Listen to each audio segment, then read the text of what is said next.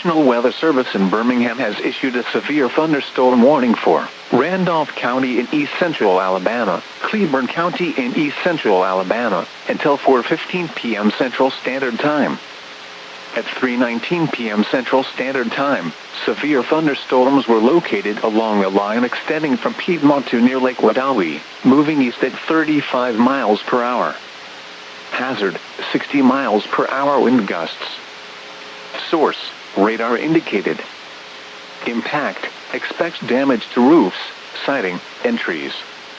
Locations impacted include Heflin, Wedowee, Lake Wedowee, Ramburn, Fruithurst, Edwardsville, Woodland, Morrison Crossroads, Corinth, Muscatine, Abernathy, Foster's Crossroads, Mars Hills, Graham, Newell, RL. Harris Dam, Coleman Lake and Campground, Tennant, Trickham and Lake Cleburne. A tornado watch remains in effect until 8 p.m. Central Standard Time for northeastern and east central Alabama. For your protection, move to an interior room on the lowest floor of a building.